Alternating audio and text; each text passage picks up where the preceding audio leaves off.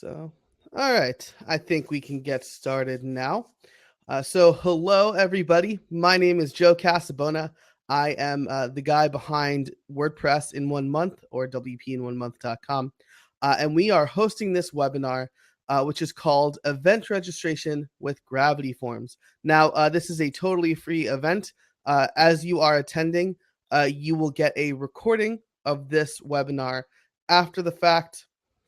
Thanks so much for registering. And I want to thank Rocket Genius, which is the company behind Gravity Forms, for sponsoring this webinar. It is free because of them, so I really appreciate them. If you are not a Gravity Forms user, definitely check them out over at gravityforms.com. And let's just start at the beginning here. So I will share my screen so you don't have to keep looking at me anymore. Now you should see uh, a Gravity Forms outline sort of thing here, right? This is kind of what I'm working off of. Um, the concept that we're going to be working with today is we have a workshop event on how to build rocket ships in our backyard. And these are the sort of things that we'll be going through. We'll be creating a simple form, but we'll be doing a couple of advanced things with that form, like connecting PayPal and connecting MailChimp. Gravity Forms is a premium form builder for WordPress, which means that there's no free version of it. It starts at $39, and you can upgrade to different packages, which allow you to have multiple site licenses as well as add-ons. So you can see the chart here. I will make this a little bit bigger for you too. Check back to make sure that looks okay. Okay, good.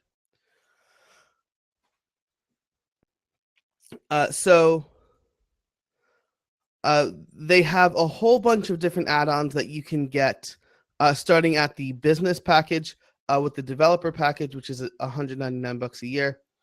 You can get all of the add-ons.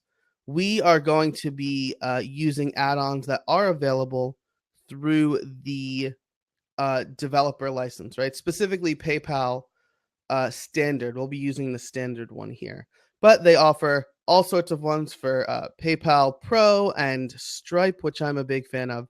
But I'm using PayPal because that's the most common one, and because no matter what, people are still going to request PayPal. Stripe isn't available in certain countries and things like that. So let me also now go to the website I've created. So I've created a fictitious site called the Rocket Ship Expo. And what we're doing here is we're going to have an event called How to Build Rocket Ships in Our Backyard. I've created some simple copy here with 3 types of tickets. We have our standard event access that's going to be $79, and that's going to be for the live event. We have our VIP access, which includes early access, so you can get premium seating. You can hang around for a Q&A and the recording of the event, and then streaming only. So I have this to demonstrate the multi-tiered products that we can do with Gravity Forms. And then the registration form that we create will go here. So what we're going to do now is head over to the WordPress admin. I have already installed the Gravity Forms plugin. If you are unsure how to do that, once you purchase Gravity Forms, you'll be sent a link to an account over at gravityhelp.com where you will be able to download the plugin and get a license key. And then you could upload the plugin here through the upload the plugin UI in the WordPress dashboard, and Gravity Forms will walk you through the simple installation process.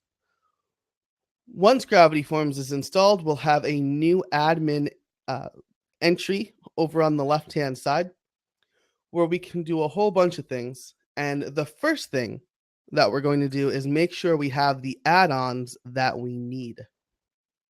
So I'm going to click on add-ons. We're going to be using 2 add-ons in this webinar. The first is, if it's in alphabetical order, which it looks like it is going to be MailChimp. So we will install that. and we will activate this plugin. So each Gravity Forms add-on serves as a separate plugin that makes sure Gravity Forms is installed and then activates itself. And the next one we're going to do is PayPal.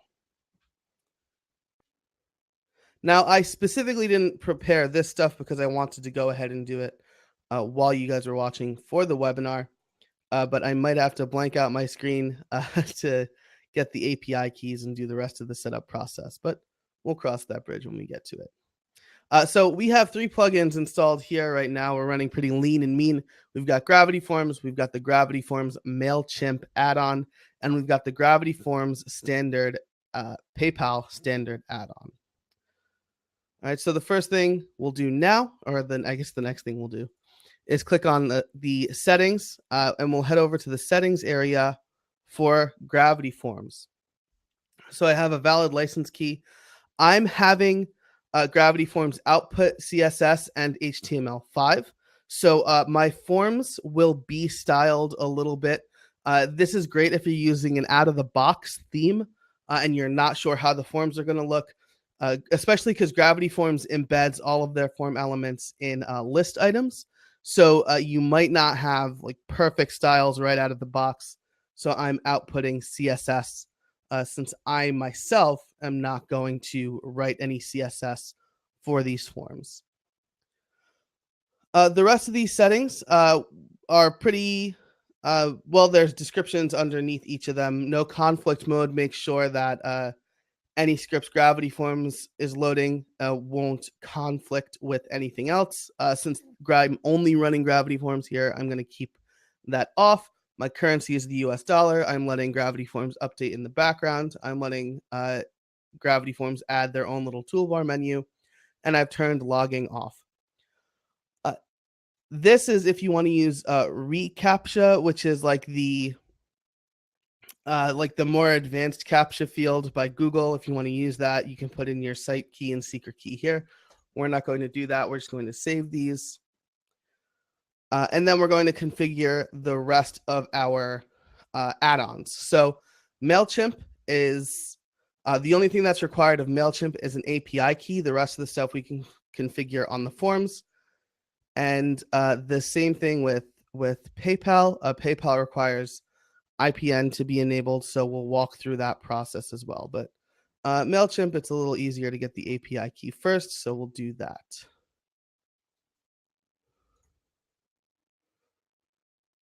Oh, this is great too. I just want to announce that Jeff Matson is here. Jeff is from Rocket Genius. He's the one I worked with to get this all set up. So if you have any questions about Gravity Forms that I might not be able to answer, he is certainly the guy that will be able to help you out. So I am going to log into my MailChimp account. Okay, so I've obscured the API keys so you guys can't see them. But once you log into your MailChimp account, if you go to Extras and API keys, you'll be able to scroll down and create one.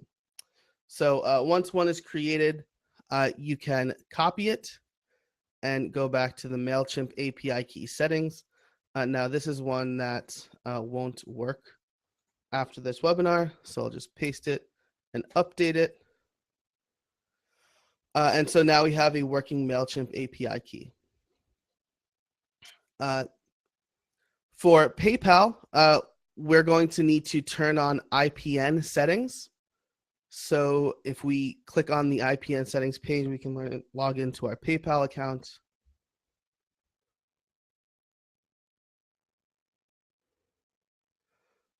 Again, my settings are turned on. So I will confirm that my settings are turned on and update those settings. If they aren't, PayPal will instruct you exactly on how to do that. So with the MailChimp and PayPal add-ons now configured, let's go ahead and create our form. We'll create our form by clicking on New Form. We'll give it a title. We'll call it Event Registration. And we're going to add a few fields here. We're going to add name, email address, product, and total, and we're going to add a simple CAPTCHA field. So first of all, I'm going to make sure I'm going to ask you now if you could see the screen okay, and then I'm going to bounce back to the webinar to make sure that everybody can see this okay before we proceed. All right, good, good, good. Excellent. So the first time you create a form that doesn't have any fields, Gravity Forms has this nice kind of interface that says, "Hey, here's where you start. Here's how you add stuff." Uh, you can see that there's 4 different types of fields that you can choose from, and that hovering over the question mark for any of them will tell you exactly what each of these does. So we have our standard form fields. Those are single line text, paragraph text, drop down, and a few others. Those are the standard form fields that you would see on any form. We also have advanced fields. So Gravity Forms comes built in with some advanced fields, and what these advanced fields do are they use a particular type of input, and then they perform their own kind of checks on them, right? So for advanced formatting, so for example, the email field will make sure that the user puts in an email address. CAPTCHA will allow us to reduce spam by asking the user a simple question and things like that. So we're going to add the name field. You see that the name field requests first and last name. And then we can also add middle or suffix. We can remove last name if we just want the first name, and a whole bunch of other things. So we're going to keep this the way it is, where first and last name are separate. And we're going to make this a required field, which means that the user has to fill it out in order for them to submit the form. We can go to the Appearance tab to add a placeholder. So if we want to have, well, I guess this is Rocket themed, so we can have a sample. Oh man, I don't know how to spell all. Is it Aldrin like that? I hope that's right. Cool. Uh, so we can have placeholder information here. We can choose if we display a description to where to display it, and a few other things. But we'll leave the rest of these the same. We can also go to the Advanced tab and change the admin field label. So the user will see name first, last, but if we want to give it a custom field for us to view, we can change that to, let's say, attendee name. And Gravity Forms will handle that for us. So that's all we're going to do for this field. So we will close that up. I'll give us a little bit more screen real estate. So we have our name. The next thing we're going to add is email address. Email address is pretty straightforward. We're going to make this a required field too. We can enable email confirmation so that the user will see their email address twice if we want to make sure that they're definitely putting in the right email address. Because this is the primary way we will communicate with our attendees, because this is the primary way we are going to communicate with our attendees, we will have them confirm their email address. And we have the same fields or the same options as the name field, more or less. We can change the admin field label. We can change the placement of certain things. But again, we're going to keep these the same. So we have name and email address. That's the only user information that we are going to gather. And so now we're going to move over to some of the other advanced fields, like the pricing fields. So you can see under pricing, we've got a few things to help us make our Gravity form a kind of shopping cart or order form-esque. So we'll do product, and we will do total. So I'm going to add both of those now, and we can configure them once they're added. So for product name, we're going to change this to ticket type. And you can see that we can change the type of product this is. So we have a drop down here where it could be a single product, or we can make it a drop down, radio buttons, some user defined price, or some calculation. Now, we want the user to choose one of 3 types of tickets. So we are going to make this a radio button interface.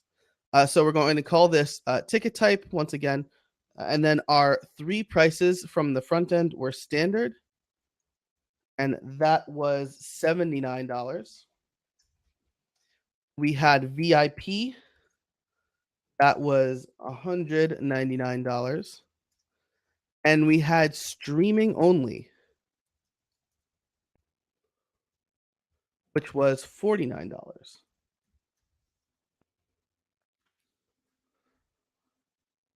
So we have our labels, we have our prices, and our prices aren't going to show up in the labels. This is just kind of for internal use, which you'll see in a minute.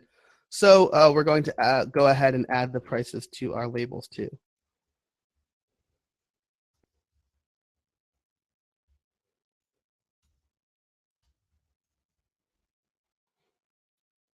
And this is also going to be required. So we have our name, email, ticket type. We have our total. We don't have to do anything with our total. This is an automatic form this is an automatic field that will be populated based on any of our other product types.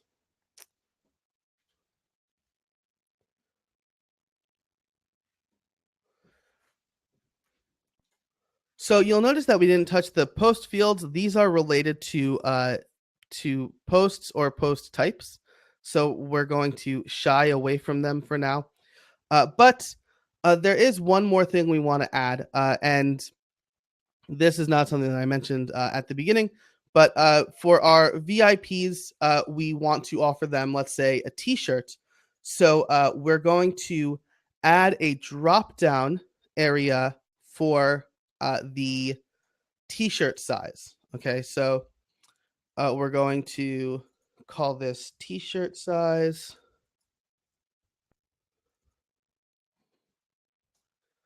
We're going to add a few different choices. So we'll bulk add. Now, when let me go through that again real quick. So we can add them individually, right? We can add our choices individually by clicking this plus sign. We can reorder our choices by dragging them. Or if we're going to have a lot of choices, we can click the bulk add / predefined choices. And it gives us a simpler interface to add a lot of different choices. It also gives us some predefined choices, right? So if you want to have a US state dropdown, it would be tedious to type out all 50 states individually. So you could click that and have this field automatically populate all of the 50 plus options for US states. I'm going to look real quick here. I don't think there is one. There's not a, oh, wow. How about that? There is a predefined choices for size. So we have extra small, small, medium, large, extra large. We'll also add XXL and XXXL. So we'll click insert choices, and now we have our choices here for t-shirt size. But as I just said, we want the t-shirt size to only be an option for the VIP ticket type. So I'm going to go to the advanced field, the advanced tab now, and you might have noticed the enable conditional logic section that we've seen in each of the fields. When I click on that, Gravity Forms has functionality built in to basically say, show or hide these fields, add different options based on some other field's value. So what I'm going to do here is I'm going to say, show this field if all of the following match. And I'm going to go to ticket type, and I'm going to say ticket type is VIP. So you can see that all of our fields are going to be populated here.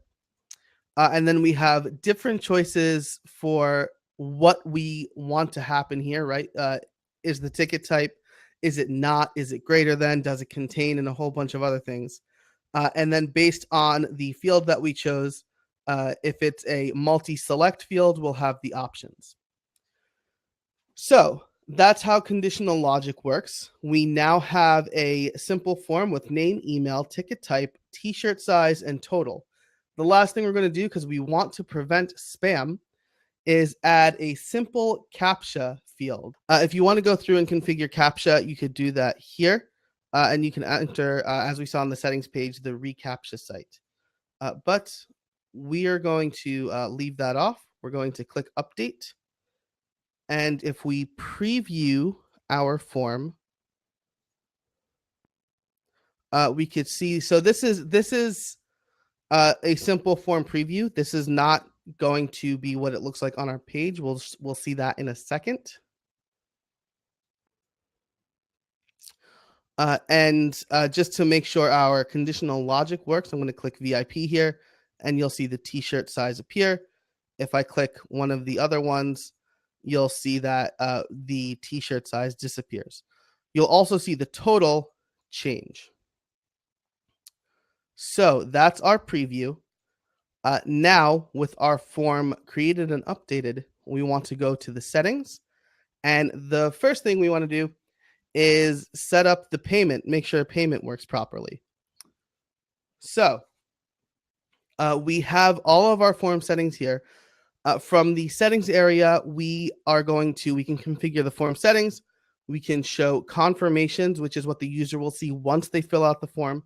Notifications, which is emails that will go to both the user and the administrators, and MailChimp and PayPal.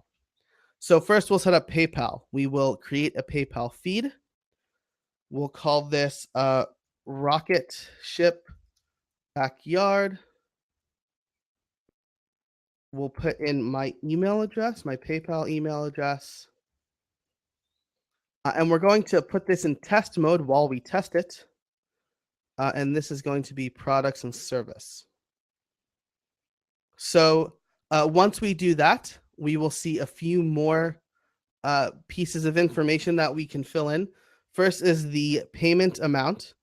And you could see that form total we added is coming in handy here, because now that's the amount that we can send to PayPal.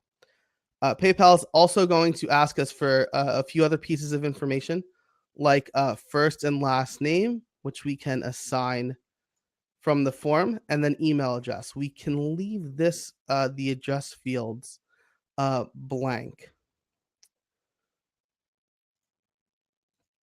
And then we have a few other pieces of information. We're not going to prompt the user to include a shipping address or to include a note with the payment. And we are going to click Update Settings. So now we have our payment gateway configured. So with that, we're going to go to the form settings. The form settings are general settings that we will have for our form, just as kind of the default settings if we don't set anything. So our form title is event registration. We don't need a description here because it's going to be embedded on the informational page. How we want to lay everything out. But the thing that I want to highlight here, and the reason that we don't need that kind of CAPTCHA question is because Gravity Forms by default has anti-spam honeypot option that we can use. So we're going to enable that. And basically what that means is it's an alternative to the reCAPTCHA field or to the question that I used to pose to users. But basically it shows a field. It has a field on the page that's completely hidden to users. So we don't want users to fill this field out. If it gets filled out, it means that a robot might be filling out the form. And so if it gets filled out, Gravity Forms will not allow that form to be submitted. So we will update the form settings. So now we are going to configure the confirmations and notifications real quick. The default confirmation says, thank you for contacting us. We will get in touch with you shortly. We will say, thanks for registering for the event. You will get an email with your ticket and further instructions.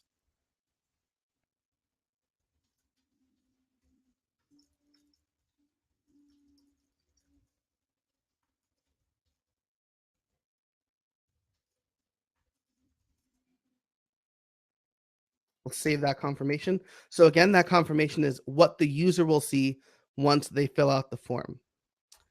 When I click notifications, we have uh, our email notifications here. So I'll click admin notification. This is what will get sent to the admin. Well, I'm sorry, it will get sent to the yes, the administrator. So we will have them. We will have all of the information that gets filled out in the form sent here. So we can just keep the form title, which is event registration, and maybe we can be a little bit more specific.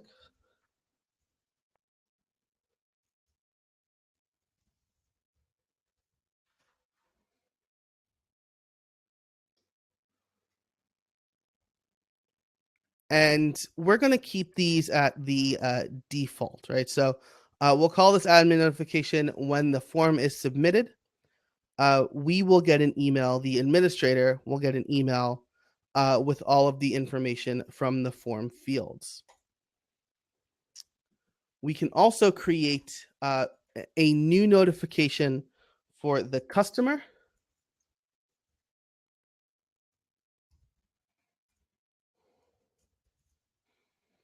When the form is submitted, we will have them send to the, let's see. So we'll make the from name, what did we call this? Rocket Ship Expo.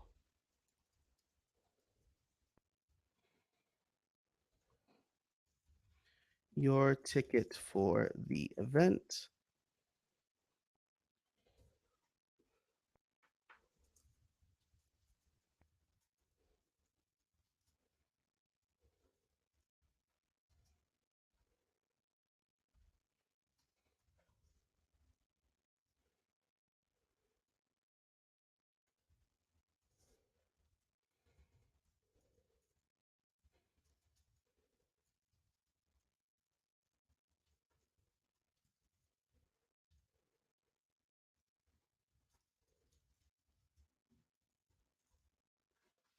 Okay, so we're telling users that this email is their ticket, and then we can use the smart tags that Gravity Forms provides to us to give them some extra information, right? So we will do all submitted fields, but then we're going to add some more information for the ticket.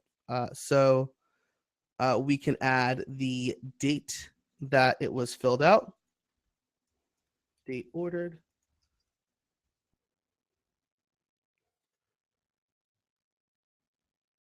And we can add the entry ID. So the entry ID can be their ticket number. And lastly, we want this to be sent to the user, right? So we can manually enter an email or we can select a field. That field will be the user's email address.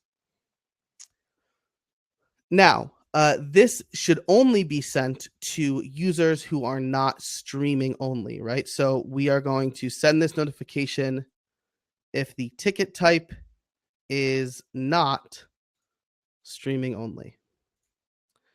And then we could do, we won't go through that, but we'll do this. We could do the same thing and send a notification to streamers only with how they can access the live stream. So finally, the last thing that we'll do is click on MailChimp, and we're going to create a MailChimp feed. And so we basically want rocket ship attendees to also be sent to our mailing list.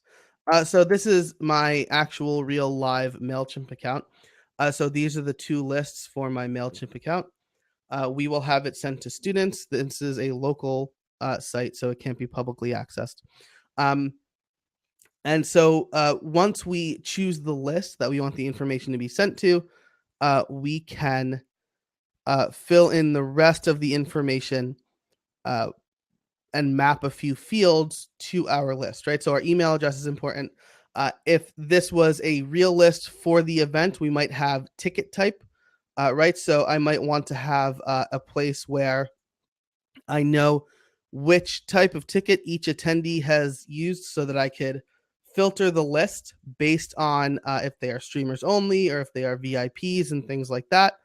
We'll have double opt-ins. So we'll opt them in with this form, but then they'll get an email saying, hey, you've been added to the Rocket Ship event email list, and then we can update those settings as well.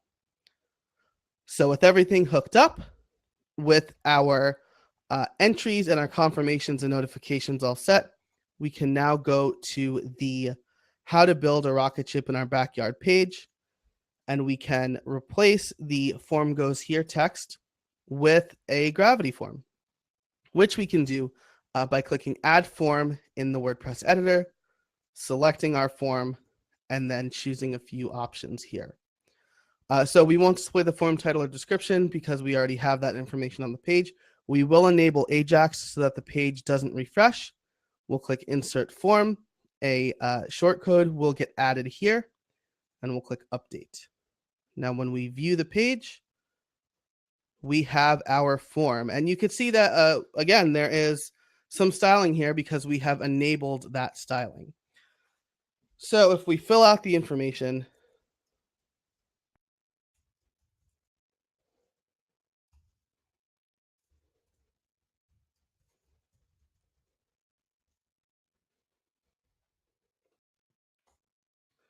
okay, so you'll see a couple of things. I didn't fill out all the information, like I didn't confirm my email address. So we'll do that.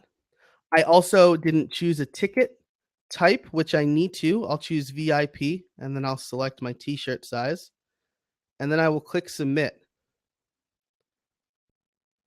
Once I hit submit, I will be taken to the PayPal sandbox. Okay, so again, this is a test area, right? But I can log into the PayPal sandbox. But we, so I'm not going to complete this because I'm not sure what's going on with my PayPal account. But once we fill out the form, let's see, I've clicked submit. And so we'll see if that's gone through. I'm using local by Flywheel, which perfect. This is perfect, right? So local by Flywheel like catches all of your development email addresses, so we can see the two types of emails that were sent by local by Flywheel. The first is the information that gets sent to the administrator, so we see their ticket, we see their t-shirt size, and how much they paid. And the other is what gets sent to the user, right? So thanks for registering for the event. Here's your ticket, the form information, the date ordered, and then the ticket number, which is the entry ID. So that's what happens when a user fills out the form. The last thing I'd like to show you, and then we'll have time for questions, is the in the admin, we have the entries area. And so we can see each form and how many entries were filled out for that form. So I can go ahead and click on the information. You'll see that the status is processing. The payment details are processing because I didn't complete the payment process with PayPal. So if that didn't work, I could say, I could add a note. Payment didn't work. And then I could send a quick note to the client or to the attendee right within the Gravity Forms area. So I could say, hey, Joe, looks like PayPal didn't work. Can you try again? And then figure out the logistics of how exactly that would work. I would add a note. So the note would get added right here in the entries area. And then I should have another email address, another email sent to joe@casabona.org. Hey, Joe, looks like PayPal didn't work. Can you try again? So that is the a little more than the basics of Gravity Forms. I'm going to go back and stop sharing my screen. Awesome. Jeff is adding lots of information here in the chat, which I will capture and send to attendees with a link to the recorded video.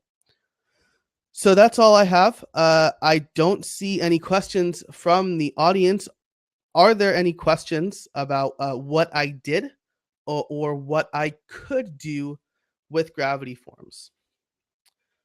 I will say that Gravity Forms is what I use on pretty much all of my websites. I've tried the other ones. I just find myself going back to Gravity Forms because it's flexible. Not only does it have what can't you do in Gravity Forms? Yeah, that's exactly right. Actually, um, there are a lot of built-in features. There are tons of add-ons. Um, do you have examples of CSS styling code for the form layout?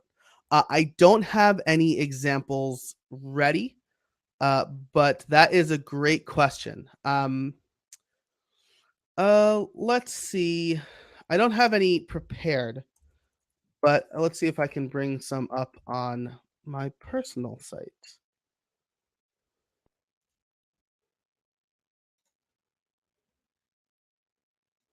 So the thing that you need to remember with Gravity Forms is that they apply a certain amount of classes. I don't know, Jeff, if you have a style guide prepared, but I'm going to copy some example HTML from a form that I created. Oh, perfect.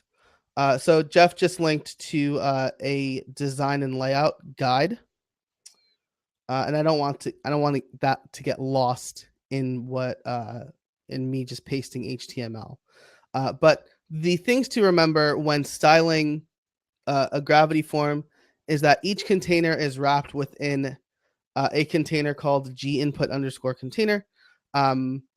And further, each form element is wrapped inside a list item, right? So every form is an unordered list, and each input is wrapped inside a list item. So my biggest piece of advice is when you're creating Gravity forms, or when you're styling Gravity forms, is to make sure to reset the styles on those unordered lists, right? So each unordered list is inside of a div called gform_body. It also has the class gform_fields. So you might want to do something like, and I will post this in the chat. And reset styles would be things like removing the list style type, so getting rid of the bullets. A lot of browsers by default will have a margin of about 30 to 40 pixels to the left to indent everything, so you'll want to get rid of that. And then maybe you want to space everything else out really nicely. Jeff is also linked to a plugin called Styler for Gravity Forms if you don't want to mess with CSS, which is great. Ken mentioned to check out Gravity Wiz for great code snippets. Gravity Wiz is pretty great, actually. That helped me do write a custom add-on that I had for moving over. So Gravity Forms will allow front-end submissions as well. So if you want people to submit stories or pictures or things like that, you could do that right with Gravity Forms. Gravity was helpful in me figuring out the code for taking pictures that were uploaded for a client site to move them into the media uploader. And I have that add-on. It's on GitHub. I will make sure to link that in the notes as well. So I do have a question here from Mark. I've never used MailChimp before. I've used Gravity Forms for the past 1.5 years. What recommendations do you have when testing? The recommendations I have for testing, create a test list, settings, things like that. So the big thing that I would recommend is always to develop either locally or on a staging site, of course. So when you're, I'm using Local by Flywheel, which is free and available for Windows and Mac. And that is a great piece of software because it lets you easily create WordPress websites directly on your computer. So you can like bang around and change a bunch of things um, without breaking anything. Uh, for testing forms or like MailChimp, what I just did, um, in general, I will use my own API key and just kind of test and delete as necessary. The really nice thing about Gravity Forms is that it's used by tons of sites, so its functionality is probably tested. Definitely, I shouldn't say probably. Definitely tested really well. I've spoken to Jeff, and I recently spoke to Alex Consado, who's one of the founders of Gravity Forms, on my podcast. That episode will come out in a few weeks. But we kind of talk about the automated testing process. So they test their code a lot.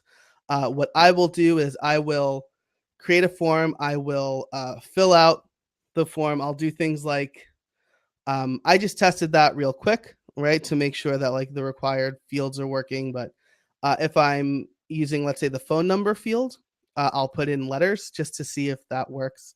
Um, I'll put in fake data and things like that. I know there are a few resources for. Um, there's like a Chrome extension that will automatically like fill out weird information in your forms for you. Um, and things like that. And then for payment, uh, every payment gateway comes with a test or sandbox option and the live option, right? So make sure to have that test option and make sure that works correctly. We didn't complete the PayPal for me because I'm guessing I either have recently turned off two-factor authentication or two-factor auth wasn't working, or I was trying to log in with the same email address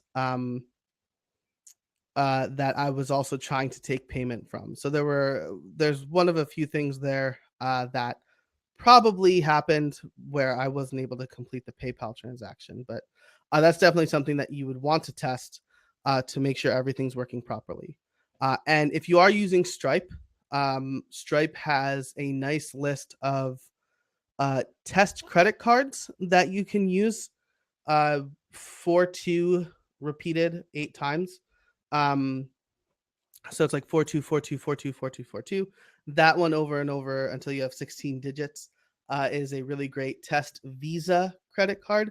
And then you could use the expiration date, any expiration date, and any CVV for that. So I know that was a long and winding answer. I hope I answered it.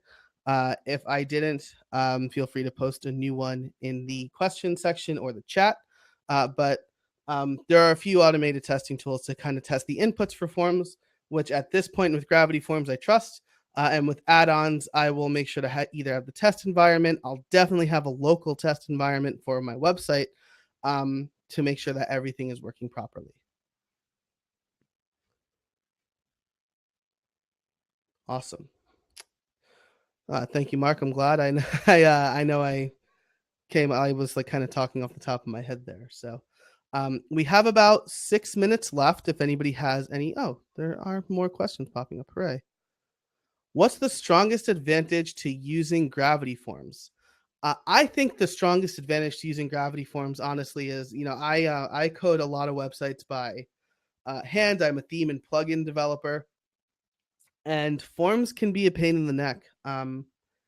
Especially, if you're creating the form yourself from scratch, you're going to need to test the inputs, not only to make sure you're getting good and valid information.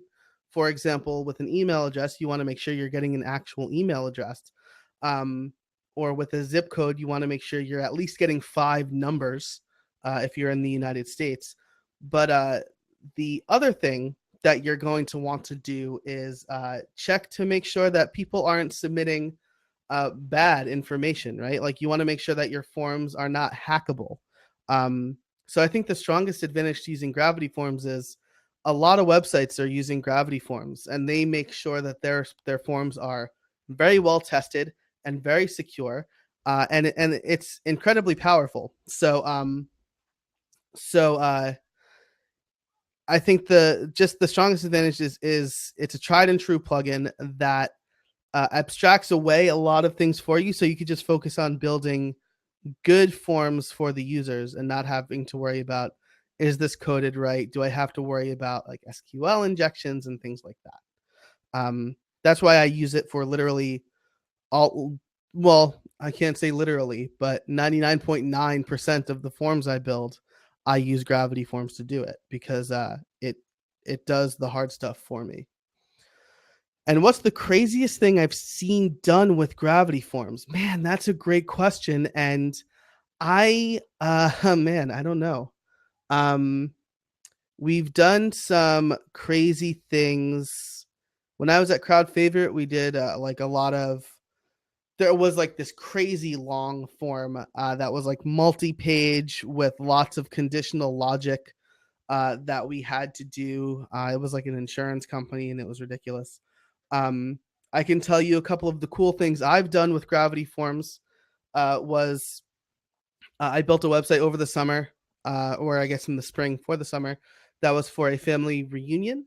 And I used Gravity Forms because my client wanted anybody in her family to be able to submit pictures to the family photo gallery, scan in pictures and upload them. So I was able to do that pretty easily with front end submissions. And then my plugin, what it did was take any images that were uploaded via that form and move them over to the media gallery and associate them with the family photos page. So users were able to upload the images using Gravity Forms, and then I wrote a little bit of code to associate it specifically with a page. I thought that was pretty cool. And then something else I did a while back was for like a healthcare, like a chiropractor. They had pretty long forms that they wanted to be filled out online. Nothing that was like HIPAA violation-y, because that's always something you want to be mindful of. But I was able to use Gravity Forms hooks and filters, actions and filters to insert my own bits of code in there to create automatically like 4 columns or 3 columns or things, it was columns, they were responsive. So I was able to use Gravity Forms, actions, and filters to insert my own code to make it a little bit easier to style, which I thought was pretty cool. So, and as I'm speaking, Jeff is linking some pretty cool things here in the chat for file uploads. You can allow users to create and submit videos, which is awesome. Somebody at a meetup was very recently asking me about that. I wish I knew that. I'll have to remember who she was and send that information her way, because that's super cool. All right. So we have, well, according to my clock, 2 minutes. According to the live clock, under a minute left. So thank you so much, everybody, for joining me. If you've not checked out Gravity Forms, make sure to head over to gravityforms.com. If you have not seen the developer or you don't have the developer edition, I would strongly recommend you check that out. It has been invaluable to me. I've been using Gravity Forms for several years now, and I'm a big fan of it. Oh, thanks, everybody. If you are interested in more webinars, I have a couple more coming up that are free for information. Like free information on how to do stuff with WordPress, and you can find them over at wpin1month.com, which is likely where you registered. I'm Jay Casabona on Twitter. You could keep up with Gravity Forms on Twitter with @GravityForms and @RocketGenius on Twitter. And I want to thank them again. They made it possible for this to be a free webinar. So thanks very much, guys, for sponsoring and for being here. I really appreciate it. And if you have any more questions about Gravity Forms or otherwise, feel free to reach out. Twitter is probably the best place to get a hold of me. Thanks so much for joining. And until next time, I'll see you later.